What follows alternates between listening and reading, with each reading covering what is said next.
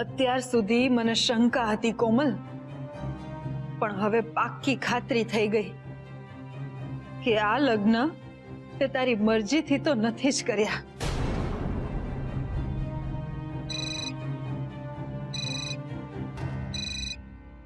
લો બોલો, વોચમેનને યાદ કર્યા અને વોચમેન હાજર. મમ્મા પ્લીઝ. અને જો મીરનો ફોન નથી, કોઈ અનનોન નંબર ઉપરથી ફોન છે. હેલો હેલો હેલો કોમલ, મિહિર બોલું છું. મિહિર? આ કયો નંબર છે? હા, અરે અહીંયા એક વેટરનો નંબર છે. કેમ, તારા ફોનને શું થયું? કોમલ, યુ હેવ નો આઈડિયા. મારો ફોન તારા પરમ પૂજ્ય પિતાશ્રીએ તોડી નાખ્યો છે. વોટ? યસ.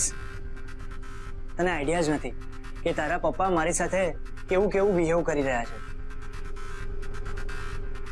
કોમલ, એક જમાઈ તરીકે માન આપવાનું તો દૂર, એક દુશ્મનની જેમ મારી સાથે બિહેવ કરી રહ્યા છે.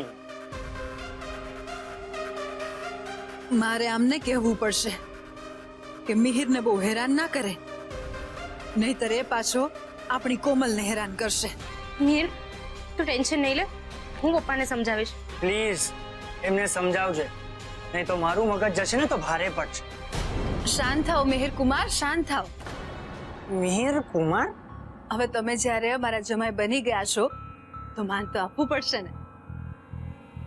મિહિર કુમાર, તમે આ બધી માથાકૂટ છોડી દો અને પરિવાર સાથે લગ્નની તૈયારી કરો.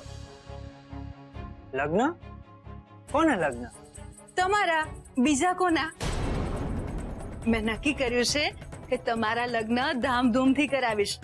અમે તો મુહૂર્ત પણ કાઢી રાખ્યું છે. તમે મજાક તો નથી કરી રહ્યા ને? આવી વાતમાં મજાક થોડી હોય મિહિર કુમાર. હું તમારા સાચે સાચા લગ્નની વાત કરી રહી છું. એટલે હવે ઝટ તમારા પરિવારના લોકોને મળાવો, જેથી અમે પહેરામણી અને બીજા બધા વ્યવહારની તૈયારી કરી શકીએ. અને હા, અમે રહ્યા છોકરીવાળા, એટલે અમને ખરીદી અને બીજા બધા વ્યવહાર માટે થોડો સમય આપજો. હો, થેન્ક યુ વેરી મચ. પણ મને એ નથી સમજાતું કે આ ચમત્કાર થયો કેવી રીતે? આ ચમત્કાર તમારા પ્રેમે જ કર્યો છે.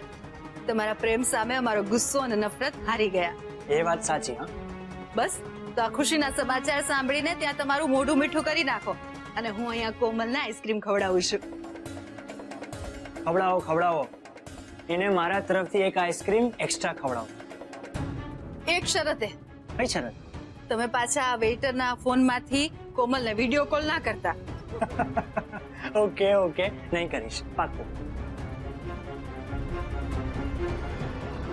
સવિતા, સવિતા, બોલો. જો આ ઇન્વિટેશન કાર્ડ કેવું છે? એટલે આ કંકોત્રી કેવી છે? એકદમ આયસાબેન જેવી છે. આનો મારે શું મિનિંગ સમજવો? સારી છે કે ખરાબ છે? હારી અને પાતળી, પણ હાવ હલકી ફુલકી કંકોત્રી કોઈને નહીં અપાય. તો આ જો, આ બેટર છે ને? અરે લુકમાં પણ આમ હેવી લાગે છે ને? હા, એકદમ તમારા જેવી. Oh yes. What do you mean by તમારા જેવી? એટલે તમારા જેવી દેખાવડી અને વટવાડી. તો ઇટ્સ ઓકે. સવિતાબેન, હા, તમે લોકો આવી ગયા ઓફિસથી? આટલી જલ્દી આવી ગયા? જલ્દી નહીં, એકદમ પરફેક્ટ ટાઈમ પર આવ્યા છો. Please come here.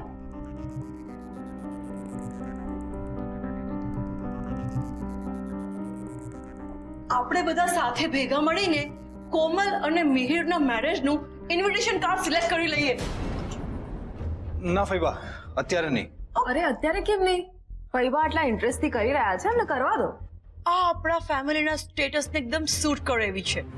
હું હમણાં જ કોમલને બતાવીને આવું છું. ના ફઈબા, કોમલને પછી બતાવજો, પહેલા માને બતાવી દો. શું બતાવવાનું છે મને? તમારી લાડલી દીકરીના મેરેજનું ઇન્વિટેશન કાર્ડ. તમારો આરવનું કેવું છે કે તમારે સિલેક્ટ કરવાનું છે. હું શું પસંદ કરવાની? તમે જે પસંદ કરશો એ યોગ્ય જશે. એટલે તમે તમારી રીતે જ નક્કી કરી લો ને. ઓકે, હું best of the best select કરીશ. બેન, આ ડિઝાઇન તો સમજ્યા, પણ આ કંકોત્રીમાં લખવાના લખાણનું શું કરશો? એનું શું કરશું એટલે? એટલે આપણી વિગતો, હસ્તમેળાપ અને ગ્રહ શાંતિની વિગતો તો બાબુ આપણને આપીને ગયા છે, પણ આ મિહિરના પરિવારના નામ પણ તો લખવા પડશે ને. હા, એ તો છે. શું છે ને કે આપણને મિહિરના પરિવારની વિગતો ખબર હોય ને તો કોના નામ ક્યાં લખવા, નાના અક્ષરે લખવા કે પછી મોટા અક્ષરે લખવા એ ખબર પડે ને. સાથે સાથે ગામનું નામ, હાલ ક્યાં રહે છે એ બધું પણ તો લખવું પડશે ને. હા, એ તો છે. બેન, હું શું કહું છું કે આ લગ્નના નાના મોટા કામ તો હું ને સોનું સંભાળી લેશું. આપણા સગાવાલાઓનું લિસ્ટ પણ બનાવી લેશું, હે ને સોનું? હા મમ્મીજી, ચોક્કસ. પણ આ વેવાઈની વિગતો જાણીને આમાં લખવી બેને બહુ જવાબદારી વાળું કામ છે. જો આ જવાબદારી વાળું કામ તમે સંભાળી લો ને તો તમારી બહુ મહેરબાની. ઓ yes yes, of course. Marriage વાળા ઘરમાં કામ વેચી લેવાને એ તો સૌથી બેસ્ટ છે. હું આજે જ મિહિર સાથે વાત કરીને એની ફેમિલીની બધી ડિટેલ મંગાવી લઈશ. ઓકે?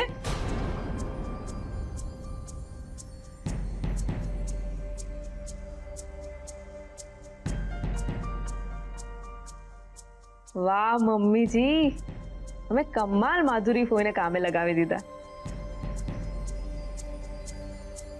માં સોલિડ સ્માર્ટ ગેમ રમી રહી છે. લાગે છે કે મિહિરની વિકેટ પાડીને જ રહેશે.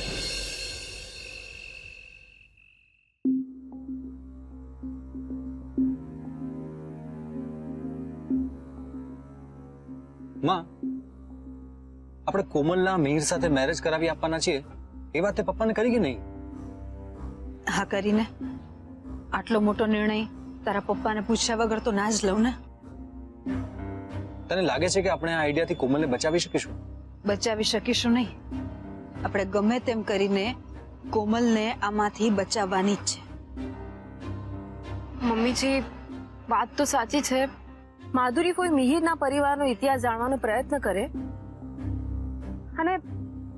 અને એના કારણે કદાચ આખા શહેરમાં આ લગ્નની વાત પહોંચી ગઈ અને આપણા પરિવારની બદનામી થઈ તો? હા, અને સપોઝ મિહિરનું ફેમિલી બેકગ્રાઉન્ડ અને એના ફેમિલીના મેમ્બર ગમે એવાની ને ગમે તેવા નીકળ્યા તો? એ જાણવા માટે જ તો આટલું મોટું જોખમ લીધું છે મેં. મિહિર જે રીતે આપણી અને આ કોમલ પર દાદાગીરી કરી રહ્યો છે ને, જે રૂઆબ બતાવે છે ને, એને જરૂર કોઈનો સાથ છે. આ મિહિર તો માત્ર ચાવી વાળું રમકડું છે, પણ એને ચાવી ભરનારનું મૂળ અને કુળ તો આપણે જાળવું જ રહ્યું. અને એટલા માટે જ આ જે યોજના બનાવી છે ને એ આપણે પાર પાડવી જ પડશે. હા મમ્મીજી, પણ તમને શું લાગે છે માધુરી ફોઈ મિહિરના પરિવાર સુધી આપણને પહોંચાડી શકશે? મેં જે રીતે ફૂલ ચડાવીને માધુરીબેનને મહાન બનાવ્યા છે ને, મને પાકી ખાતરી છે કે માધુરીબેન આપણને મિહિરના પરિવાર સુધી તો પહોંચાડશે જ. મિહિર, તું હજી પેલા વેટરના ફોનમાંથી ફોન કરે છે. એક નવો ફોન લઈ લે ને. કોમલ, મારી પાસે પૈસા તો હોવા જોઈએ ને. તારા ડેડ આવશે પછી જ મારાથી બીજો ફોન લેવાશે. અને મારા મોબાઈલનું છોડ, તને શું થયું? તારા અવાજ ઉપરથી એવું લાગે છે કે તું કોઈ ટેન્શનમાં છે, હે ને? ટેન્શનમાં લાગુ છું નહીં મિહિર, હું ટેન્શનમાં છું જ. લગ્નની વાતને લઈને મને એટલું ટેન્શન થાય છે ને. કોમલ, એમાં ટેન્શન શાનું? આપણા લગ્ન તો ઓલરેડી થઈ ચૂક્યા છે. આ તો બધાની હાજરીમાં માત્ર આપણે એક ફોર્માલિટી પૂરી કરવાની છે, ધેટ્સ ઇટ. મિહિર છે ને, લાવ મને આપ. કમ ઓન મિહિર, આ ગોલ્ડન ચાન્સ જરાય મિસ ન કરતો. હા આંટ, મને કોમલના મમ્મીએ કહ્યું. કોમલના મમ્મી નહીં, મને મમ્મીજીએ વાત કરી એમ કે. ઓ બાય ધ વે, તું ભાઈ સાથે આવી જવાનો છે કે ત્યાંના કામ માટે રોકાવાનો છે? આમ તો હું આવી જ જઈશ. કેમ, કઈ કામ હતું? ના, તું રોકાવાનો હોય તો મને તારા ઘરનું એડ્રેસ આપ, એટલે તારા મોમ ડેડને મળી લઉં. મારા મોમ ડેડ ને? યસ, અમારા તરફથી બધી તૈયારી થઈ ગઈ છે. એટલે તારા મોમ ડેડને મળીને એમની વિગતો જાણી એમને માનભેર લગ્નની વાત કરવાની જવાબદારી ભાભીએ મને સોંપી છે